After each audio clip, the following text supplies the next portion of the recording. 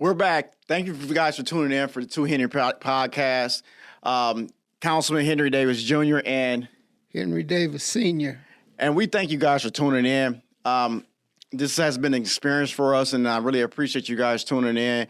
And matter of fact, please share the video with your folks, whether it's on Facebook or you're using YouTube, a link that's out there. I think we're talking about things that are really credible, but today is going to be a little bit different.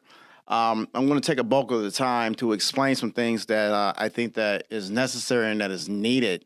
When we're talking about community and we're talking about activism and we're talking about the overall idea of politics, I think that there is a process that I think that we have, skipped over, given the fact that we really don't understand the process.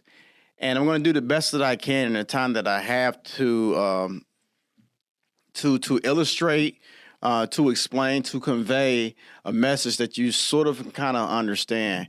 It can get intense. It can get very intense. It can be very simplistic. However, this is a representation. This will be a representation of how things in your community actually gets done, or how things in your state gets done, or how federal government works as well. All of these things are intertwined, and they are all like derivatives of each other. And so you can't get turned off from it. This is how it works. This is how the sausage is made. This is how one community gets more funding than the other community. This is how your representation is supposed to behave in order to get you from point A to point B. This is just a process of. It's boilerplate, right? This is the same thing. It happens over and over and over again. So it's something that most people need to know. All people need to know. All voters. As a matter of fact, I'm a strong proponent that and supporter that we need to start teaching civics again in our elementary school at a very early age. I'm not talking about social studies. I had a social studies book. I'm talking about civics, how it prepares you for the road ahead. Because we live in a society that we call as a democracy. I've talked about that before. We actually live in a republic, but it behaves like a democracy. I'm not going to try to get into that conversation. But at the end of the day, we vote things in, we vote things out. These actions that we vote in and vote out are supposed to manifest in front of us and create some sort of life, not life like me life, but a life that helps propel the aggregate forward, moves them forward. So the question to me earlier was, how do you create or how do you move about in a legislative process? I want to first start talking about really quick the three branches of government. There are three branches of government. Okay, this should be basic for most people, but again, I don't know that, right? What I do know is that most local elections have a 10% turnout. So if you got 100,000 people living in your city, 10,000 or less people actually vote, and that's what chooses your representation for mayor, your council, et cetera. So if you live in Chicago and, millions of people live there, 10% of those people actually will go to the polls and actually vote. 10% is what decides what happens for the next 4 years, next 12 years, next 8 years, et cetera. 10% of people. So that's kind of like the dog. No, how do you say that? Just like the tail wagging the dog. Is that how you say it? Yeah. So we have to like really pay attention and have to understand also, local politics impact you way more than federal. I know federal gets all of the glamorous camera looks and they get all of the airwave time and all the other stuff, but local politics, local folks, you can shut your water off, stop picking your trash up, stop paving your roads, potholes. I know that's a concern as well. And so your basic quality of life and everything that you're impacted by on a day-to-day basis usually is it's led by your local leaders, your local legislative, your local mayor. Those are the people that actually make those decisions. So if you think that your city sucks, that's chances are your people that you have in office are the ones who are not doing a good enough job to make sure it doesn't suck.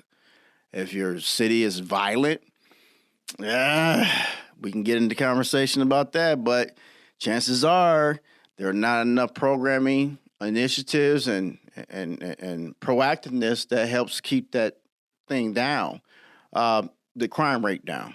And so, look, we have to pay attention to our local politics. But okay, again, there's like three branches of government, right? There's the judicial. It's the judicial branch.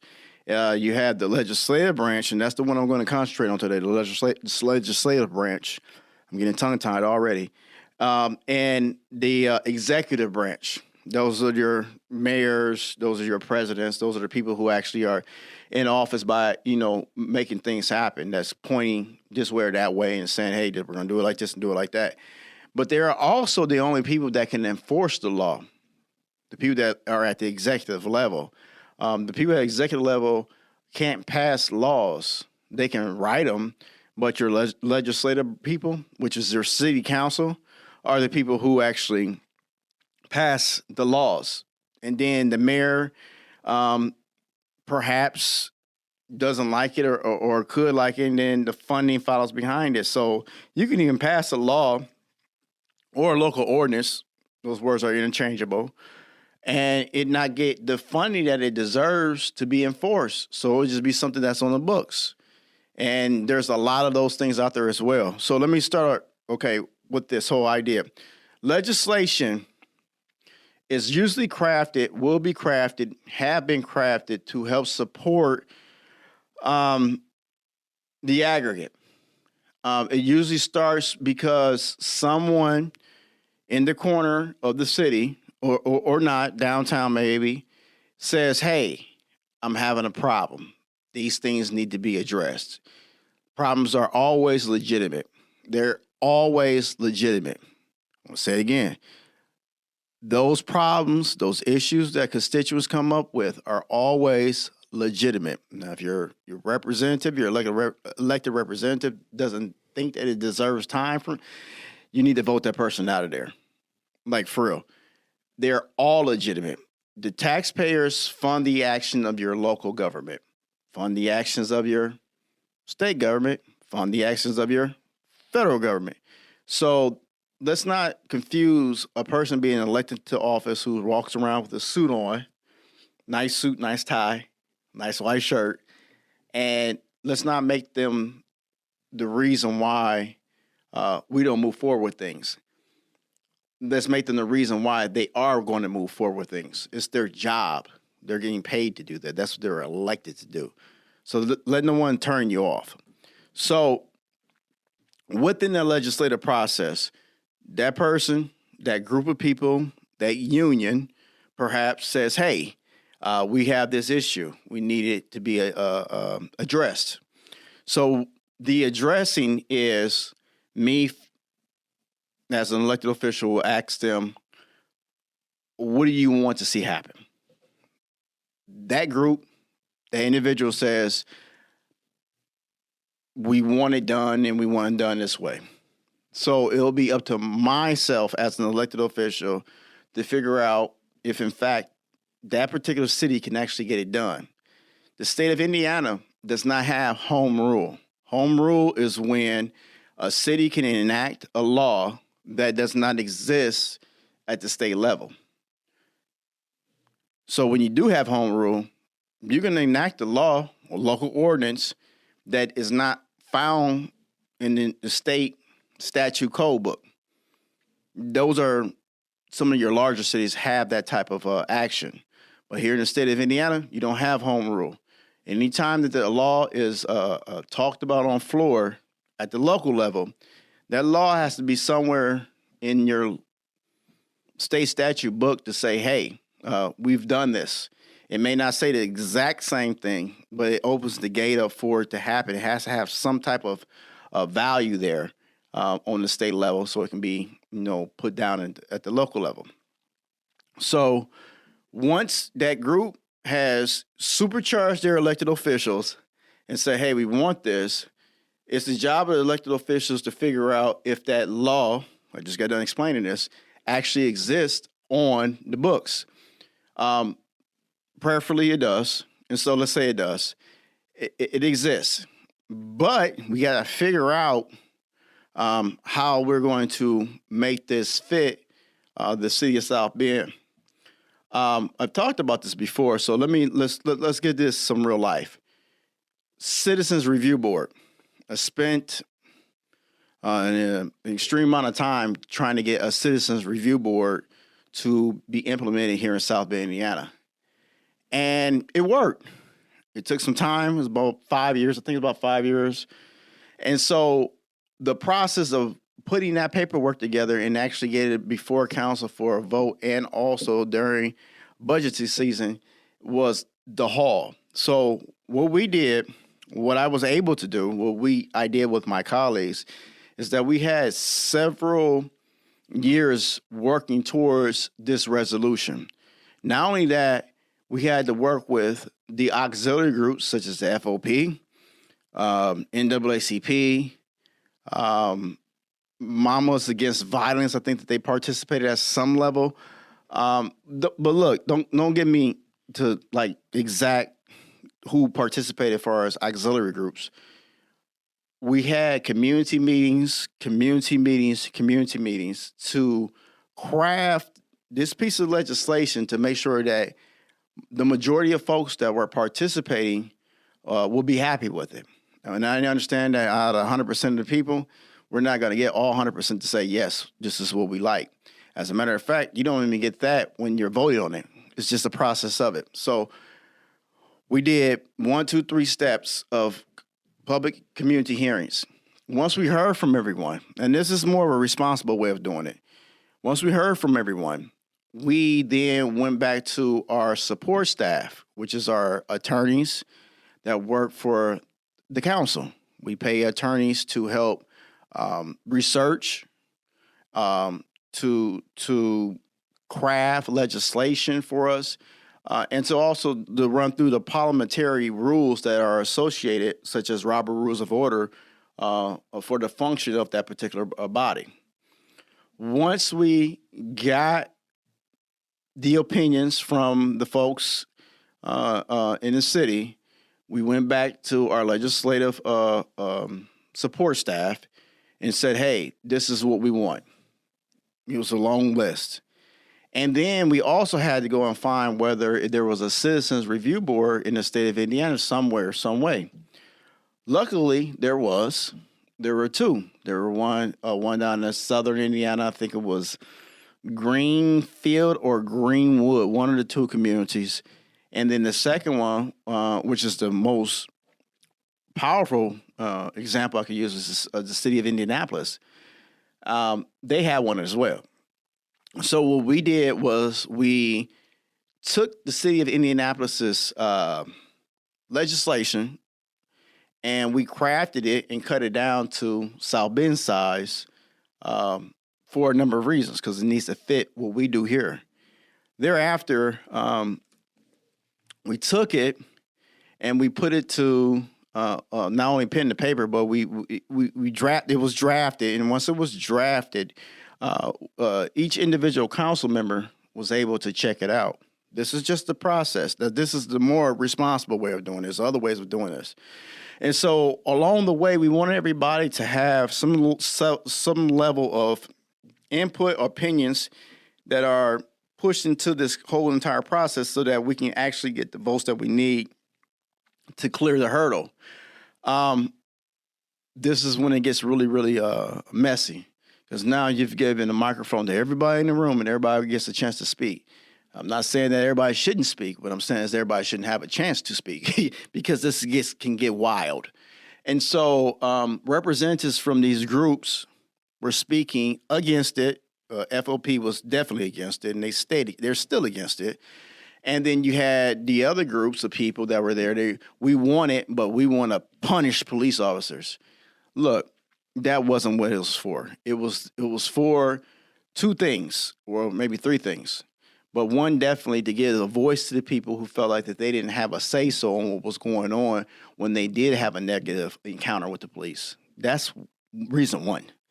Reason two is because people need to have that voice and that opportunity at the microphone when things are going wrong. Case in point, and we're talking about it, you can go back into your books and you can scrub out, amend is the word, that's a real word, amend the legislation to fix something else. It's just not a one-shot thing. It's not one thing to fix one thing. This one thing could fix multiple things if it is created to attach itself to different departments and different workers. So once we finished our opportunity out in the community, talking with the folks, once we got the words on paper, after we got the words on paper, we went back to the folks that's on council and say, hey, did you like it or don't you like it? Now we're at the process of amending because we're going to get some amendments. Auxiliary groups that are out there are still speaking in favor or against. And even those who are in favor, they may find something in there that needs to be beefed up or changed. And so it's just a process of people putting together a puzzle, perhaps, to say that, hey, this is the better way of it. This is the best way that it should look, and this is the better way of going about it. None of this is perfect. None of this is perfect. But this is the process of what we do here in America. And so once that is actually applied or filed, I should say filed, with the clerk's office, because the clerk's office we file the bills in the clerk's office. And once the clerk's office files it and puts it out for public notice, it has to have a first reading. That first reading is usually the next council meeting. And the first reading is just exactly what it says, just the first reading of the title of the particular bill that's before us. Once that first reading happens, then you have second and third reading. But that doesn't happen on the same day. It doesn't. It happens at the next council meeting, which is 2 weeks off. Once you come back for 2 weeks off, you have a meeting about the language and the reach of the legislation that you are presenting to your council colleagues. This is where it gets really, really messy because now everybody has had time to sit down, think about it, and a lot of phone calls are being made. I mean, you name it, it's happening, right? And so you're going to have more of a force of people coming through the door that's going to be really, really angry at you because I can't believe you're doing this.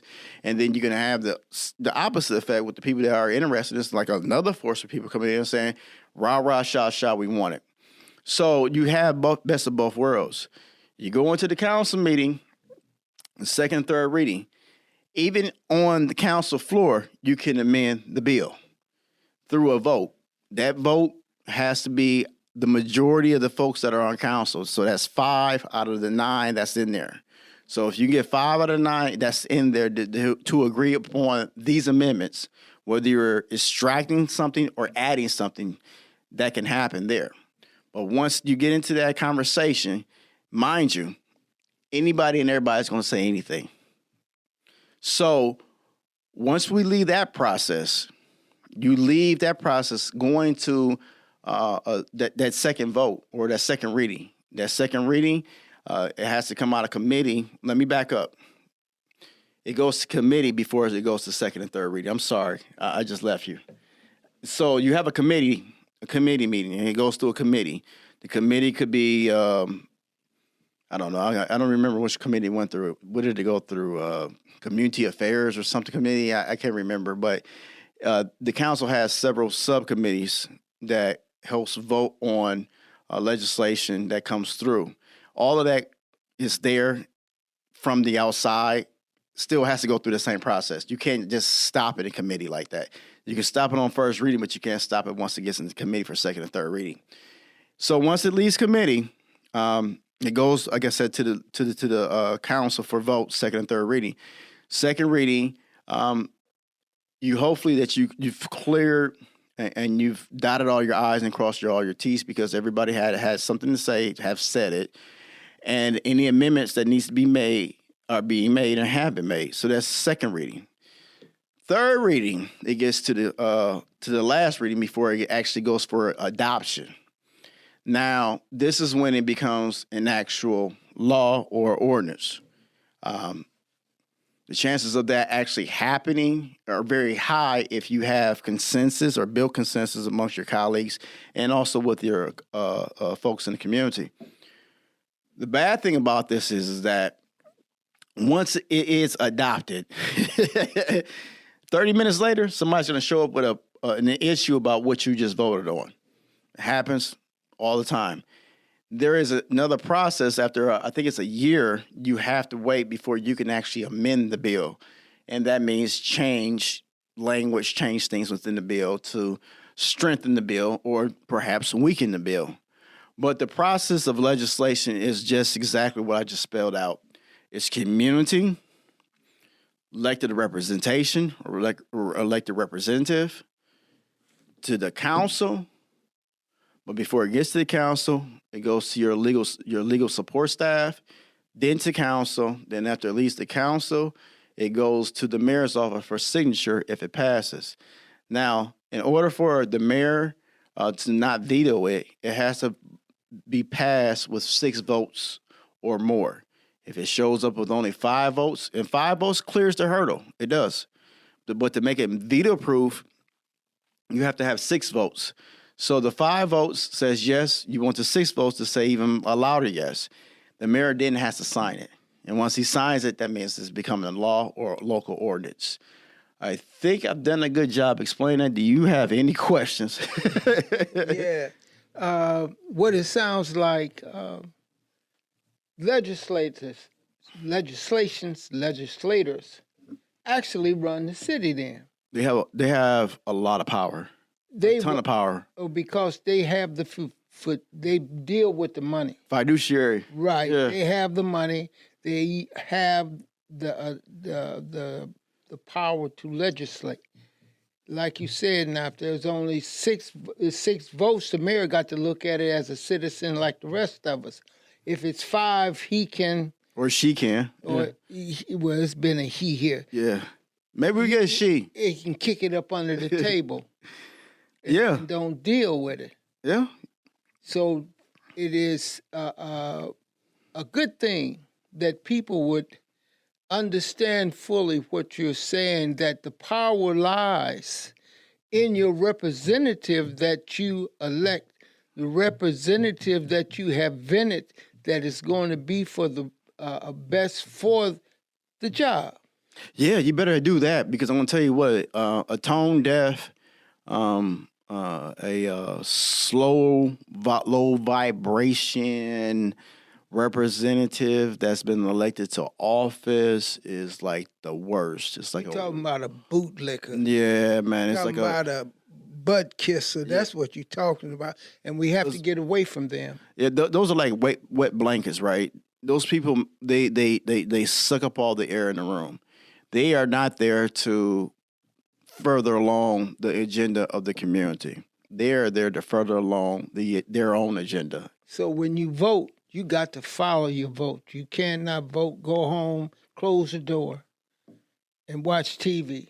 You have to get up and go to the meetings to make sure things are running properly. Well, they've made it more easier with this technology, right? So you can like just log on your computer at home or your phone or what have you, and you don't even have to, right? Like attend the council meeting. As a matter of fact, you can attend the council meeting from your car or the airport and still speak in favor or even against the legislation that's before the council.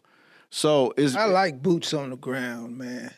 I think that means a lot when you can look out there and you can see the ones that have voted for you.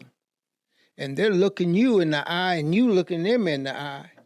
The mayor don't have too much power there unless you really got a good bootlicker. But that's where it's at. You know, it has to become at some point personal. It must become personal. I can turn my computer on and watch it and then watch Perry Mason at the same time, going back and forth. But if I'm sitting there, I have a vested interest in what I'm listening to. And I have a vested interest in the one that I have voted for, that I have took time out to research, to find out what this person is all about before I gave them my consent, before I gave them my vote. And I'm not going to leave them out there by themselves. You know, one thing that I'm writing down right now because I don't want to forget my thought. One thing that I think that people really step over on this process is, as it is a continuous a process. It's a effort, right? It's a real effort that is stretched a long way. No one comes into an elected office knowing it all. As a matter of fact, they know very little. I was one of those people. What I just finished writing down is that I believe, and this is just my own belief, in order to serve on a state level or even federal level, you need to have a few years experience, maybe one term on a local level, so you can really understand the legislative process. But that's where the rubber meets the road. Yeah. Even with the federal and state, it still got to come by my house. Yeah. It has to come to my hut, and it has to be personal on the state and federal level. And that's when people say, all politics are local. That's what we mean. And that's the truth, because they are local, right? They are meaningful right where you're at. They're personal, as you just said, they're personal. So I really believe, and on top of that, there needs to be some type of legislation. And if you guys are listening to me, I hope that you are. There needs to be some sort of continuing education. And I'm not saying you need to go back to school. That's not what I'm saying. But you have to lend yourself to other communities, conventions perhaps, other opportunities to learn your craft. And you need to have done that at least twice a year. Go somewhere. I used to stay on a plane, right? I stayed on the plane. I always went to young elected officials conferences. I went to DCI. God, I don't know how many times I've been. I love DC. I don't know how many times I've been in DC. I've been to Mayor de Blasio's office in New York City. I did that. I mean, you name it, I've done it. If I never get opportunity to serve again, if I don't serve again, if my life was over with today, I can tell you right now, I did it. I've been everywhere, and I've met so many other people. I've even had an opportunity to participate. Matter of fact, I didn't participate. I went to that White House as a guest of Barack Obama. The group, but it was a select few of the group that actually got an opportunity to go. And, we had a full run of the White House. We couldn't go upstairs. But everywhere else we were able to go. They took care of us. After our time that we were there, President Obama came down and addressed us, and we talked. And, that was our time there at the White House. But, I had loads and loads of fun doing this job. I loved the job because it helped me to visualize a greater world than the one that we were living in. And I knew that I had the ability to help change that thing a lot faster than some other folks. But I really believe that local legislators, and I want to talk from that platform because I haven't served on a state or federal level. Local folks need to go and get educated. Just so that you are able to state your claim, but also be able to follow through and get it done, right? And be able to address it properly. We have people who just get into elected office. Oh, I can do that. You didn't even show up for government class when you were in high school.